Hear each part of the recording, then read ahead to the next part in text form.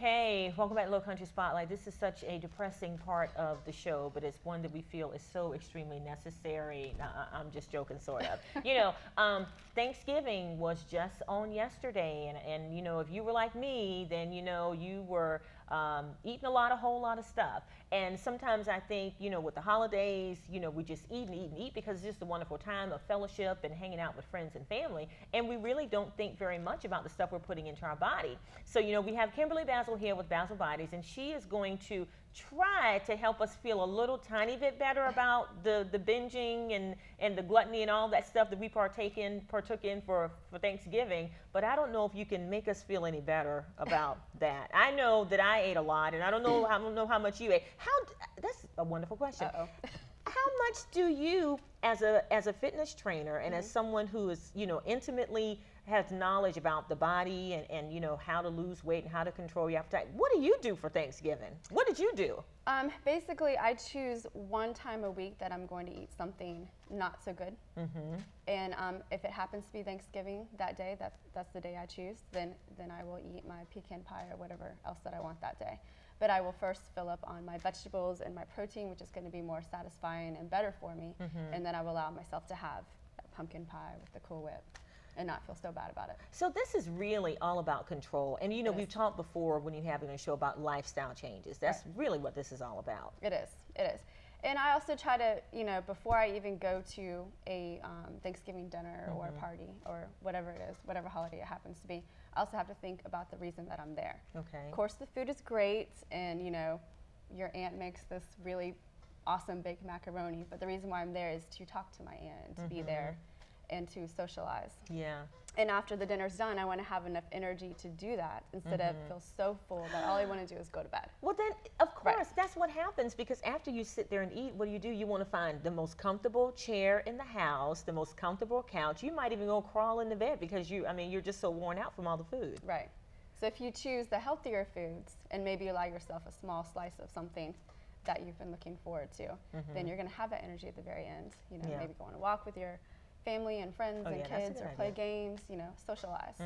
Okay, tell us, I don't know what you have for Thanksgiving, but what in your mind is a typical Thanksgiving meal that most families had on yesterday? Okay, so I did a little research, Okay. and the typical meal is going to be your turkey, green bean casserole, sweet potato casserole with marshmallows, Okay. mashed potatoes with gravy, your pecan pie, and your pumpkin pie, and occasionally a dinner roll of some sort. So we're getting hungry all over again. We are. It sounds great, doesn't it? What about sweet tea, you think? It's sweet tea, definitely. And what about, you think maybe some red wine, maybe? I don't know. Maybe people don't have wine. It's okay. Red wine definitely starts to flow after dinner. Okay. Okay. So with all of that meal, and even in just having like a small portion, you are concerned about the amount of salt and sugar in that meal that you just described. Yeah, so I did a little research last night. I went on a couple of different websites, and just for a small portion size, not a large one, of everything that I just named, this is actually the salt that you're going to get out of that small plate size full of food for your dinner. And then now, about how much salt is this? It's 2 1/4 cup. 2 cups and 1/4 of a cup. Of salt? Of salt.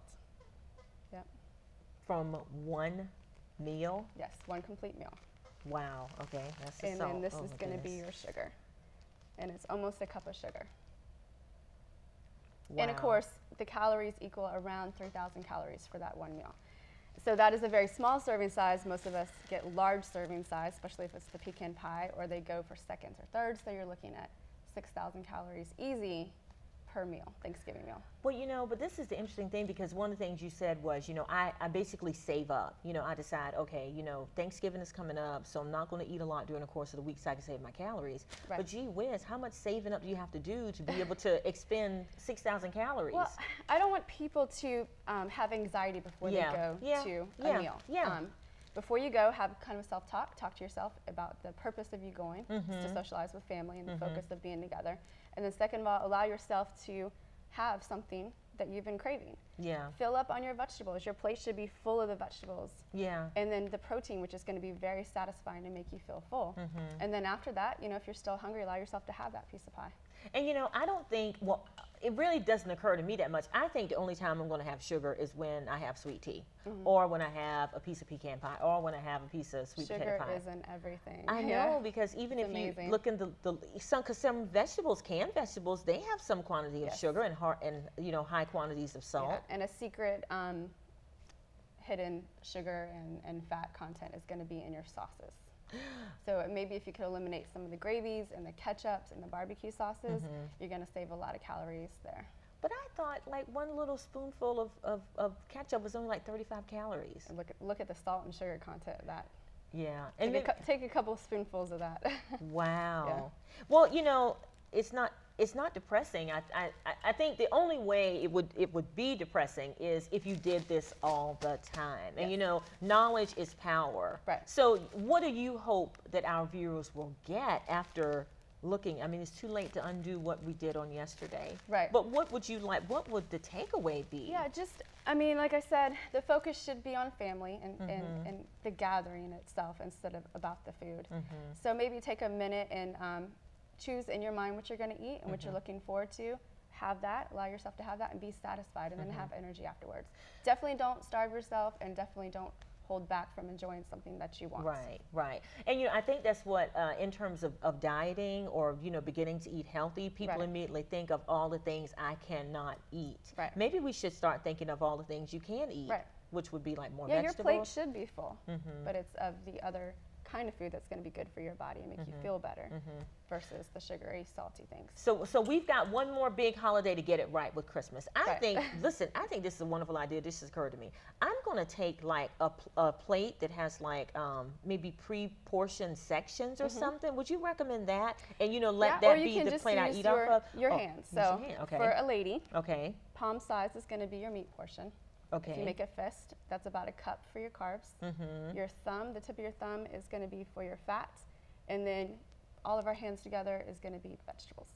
Oh, like this. All of it together. There you go. Fill up on vegetables. Okay. Well, that's a good way to think about it. Okay. So we will get ready then when it's time for Christmas, and we will use some of these tips so we can avoid some of the gluttony and avoid having to endure this. And having this in your body for just over the years, over and over and over again, I'm sure that it has some pretty significant health effects. It definitely ages you and slows you down.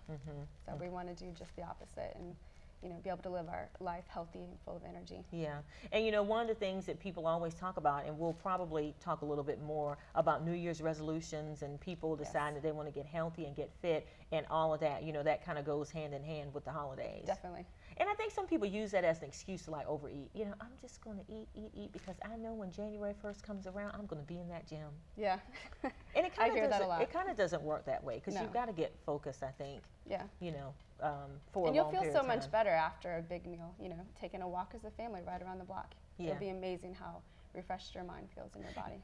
And what you said about the reason you're there, socializing with your family and friends, I think that's great. Okay, we are out of time. Thank you, Thank you for Kimberly having me. Basil with Basil Bodies, and she's given us some great tips. We can redeem ourselves for Christmas. We've got more Low Country Spotlight. Stay with us or come back next time.